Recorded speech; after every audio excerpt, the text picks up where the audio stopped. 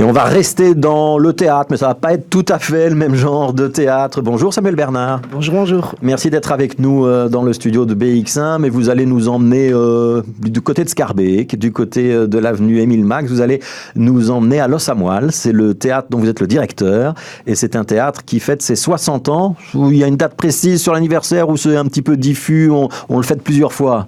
Moi, je pense qu'on aura envie de le fêter plusieurs fois, ça c'est sûr. Mais sinon, oui, il y a une date précise, c'est au mois de mai.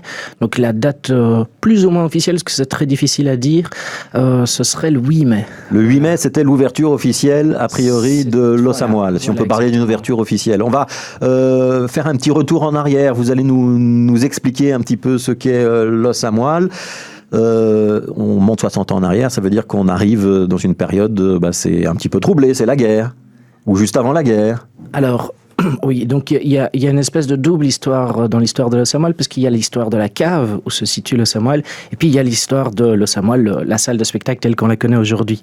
La salle de spectacle est née en 1960, la cave, elle existe depuis, je ne saurais pas dire, à mon avis, très très très très longtemps, et effectivement, en 40-45, pendant l'occupation allemande ici en Belgique, à Bruxelles, la cave, qui existait déjà, était occupée par la résistance.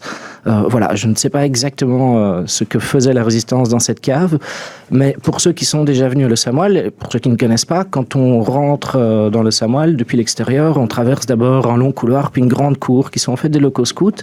Ces locaux scouts, eux, existaient déjà pendant la guerre, et ils étaient occupés par l'armée allemande.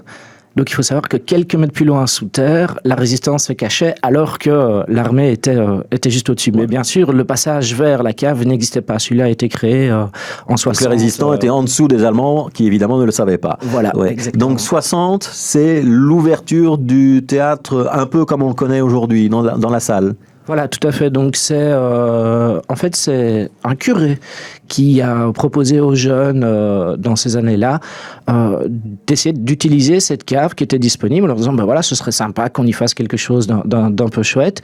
Et donc plusieurs jeunes se sont réunis, dont le fameux Joe Dekmin, notre regretté Joe Dekmin, qui a été le directeur du Théâtre 140 après pendant de longues années. Et Joe avait déjà ouvert plusieurs cafés-théâtres, plusieurs cabarets, voilà, sur Bruxelles. Et donc il s'est proposé pour lancer Los Amoils. Et voilà. Et c'est donc lui qui va animer, programmer ce lieu. On va y voir Barbara. Barbara est venue chanter à Los Amoils. Alors il va ramener Barbara, effectivement, oui, pour la première fois. On dit que c'est là qu'elle a chanté pour la première fois l'Aigle Noir. L'Aigle Noir, oui. Vous confirmez cette anecdote? Je n'étais pas là, hein, mais je la confirme parce que je le sais. Ouais. Citez-nous les autres grands artistes amenés par Joe Dekmin ou par d'autres à Los Amoils pendant ces 60 ans d'histoire. Ou par d'autres, hein. Il y en a eu tellement. Alors il y a cette histoire que j'aime beaucoup raconter, qui est un petit groupe dans les années 60-70 qui est venu jouer sur la scène, pas du tout connu. Et la musique qu'ils ont proposée n'a pas plu au public, qui s'est un petit peu énervé, qui s'est senti insulté, qui donc a pris des chaises et les a jetées sur la scène. L'équipe de Los Amoils a fermé le rideau, a fait fuir les artistes par l'arrière, et quelques mois plus tard, ces artistes deviennent The Wallace Collection, voilà, qui était même un groupe incroyablement connu. Et qui a eu une belle carrière ensuite. Ouais. Je pense une grande carrière, oui. Ouais. Alors vous avez employé cabaret, café-théâtre. Quand on parle de Los Amoils, on parle de quoi? C'est un cabaret, c'est un café-théâtre, c'est un théâtre, il y a un bar à l'arrière, comment ça se présente? Alors je dirais que concrètement, par rapport à la façon dont on organise les choses et les activités qu'on fait aujourd'hui, on est un café-théâtre, café-concert, ça dépend un petit peu, c'est un peu en fonction de ce qu'on programme, d'où j'aime bien dire cabaret. Cabaret dans un sens plus large, puisqu'on fait une programmation assez variée. On a autant de la musique que du théâtre, de l'impro, de l'humour et des cabarets, des réels cabarets comme on pouvait les voir à l'époque. Et c'est surtout le look de Los Amoils, puisqu'en 60, quand ils l'ont créé, ils sont beaucoup influencés des cabarets rive gauche parisiens qu'on pouvait voir au début du siècle précédent.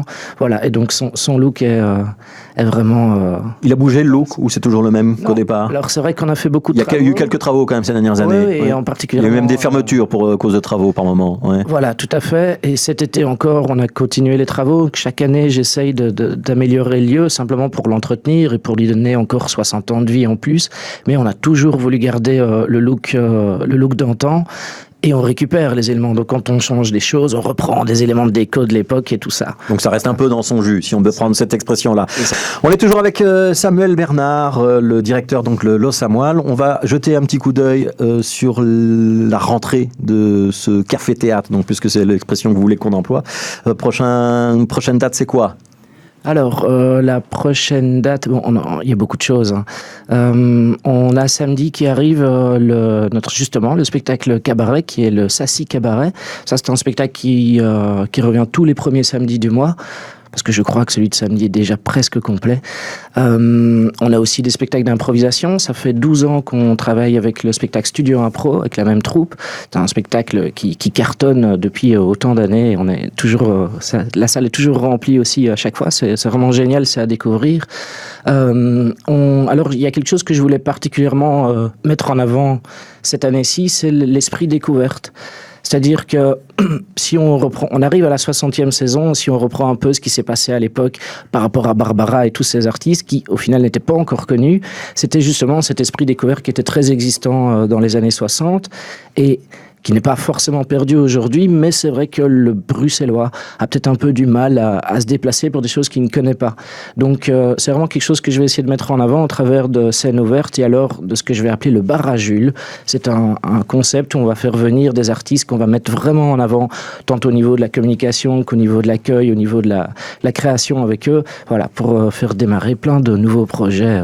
Qui sélectionne les artistes ? C'est Samuel Bernard tout seul ou il y a un petit comité ? Comment ça s'organise ça ? Alors ça dépend un petit peu. Pour la majorité des choses, c'est vrai, c'est moi principalement. Pour le Sassy Cabaret, on travaille avec, elle s'appelle Lily.